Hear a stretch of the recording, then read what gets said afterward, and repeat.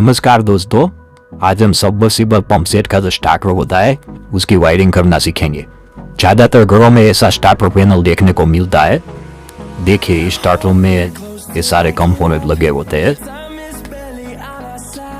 इसमें overload protection के लिए एमसीबी यूज होती है।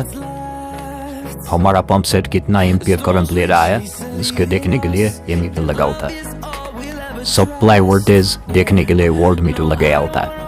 उसके बाद एक स्टार्टिंग कैपेसिटर और एक रनिंग कैपेसिटर लगा होता है। मोटर को स्टार्ट करने के लिए एक पुश बटन होता है। अब हमारा जो इनकमिंग पावर सप्लाई और आउटगोइंग पावर सप्लाई है इसको कनेक्ट करने के लिए ये टीबी लगाया जाता है। ये वाला पुश बटन दबाने से वोल्ट मीटर ऑपरेट होता है। जब भी हम मोटर को स्टार्ट करते हैं तब ये इंडिकेटर ऑन होता है। अभी स्टार्टर पैनल में सबसे पहले पावर सप्लाई को लाके कनेक्ट कर देते हैं।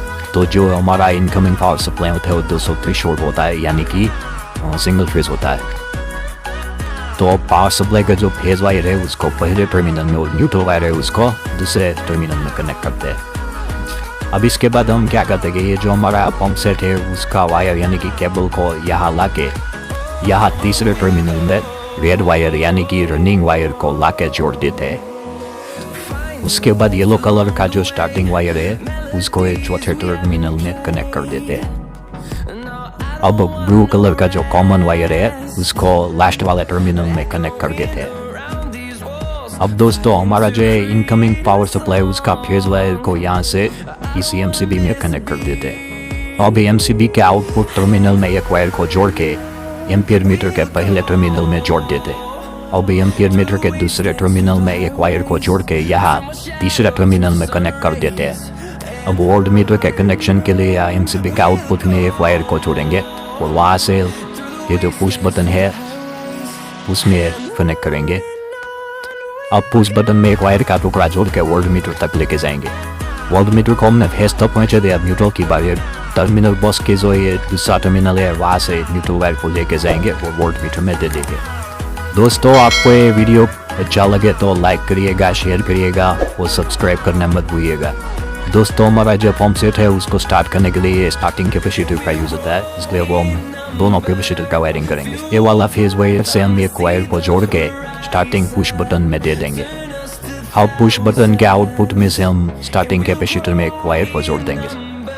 अब दोस्तों स्टार्टिंग कैपेसिटर का जो दूसरा वायर है और रनिंग कैपेसिटर का जो एक वायर है उसको साथ में मिला के हमारा जो टीबी है उसमें स्टार्टिंग वाला टर्मिनल है वहाँ पे कनेक्ट कर देंगे, यानी कि चौथे टर्मिनल में हम कनेक्ट कर देते हैं। दोस्तों हमने स्टार्टिंग कैपेसिटर का तो कनेक्शन कर दिया और रनिंग कैपेसिटर की बारी है। रनिंग कैपेसिटर के दूसरे वायर को हम यहाँ पे फेज वायर है रनिंग वायर में दिया उसमें लगा देंगे। दोस्तों आपके मन में एक सवाल होगा कि इसमें स्टार्टिंग और रनिंग के बीच जो कौन से है, जिसकी वैल्यू ज़्यादा होगी वो स्टार्टिंग कैपेसिटर होती है, जिसकी कम वो रनिंग कैपेसिटर। अब दोस्तों हमने स्टार्टिंग और रनिंग की दोनों की वायरिंग तो कर दी। अब हमारा जो पंप सेट है उसका जो कॉमन वायर है उसको न्यूट्रल की जरूरत होती है, इसलिए अब हम न्यूट्रल की वायरिंग करते हैं। पावर सप्लाई के न्यूट्रल वायर को हम यहाँ पे लास्ट टर्मिनल में कनेक्ट कर देते हैं। अब दोस्तों हम जब भी पंप सेट चालू करेंगे तो ये वाली जो इंडिकेटर है वो ऑन होगी, तो अब इसकी वायरिंग करते हैं। पहले उसको यहाँ से फेज वायर कनेक्ट करते हैं और वोल्ट मीटर में से हम न्यूट्रल वायर कनेक्ट कर देते हैं। देखिए दोस्तों अब हमारी वायरिंग कंप्लीट हो सके है। आई होप कि दोस्तों आपको मेरा ये वीडियो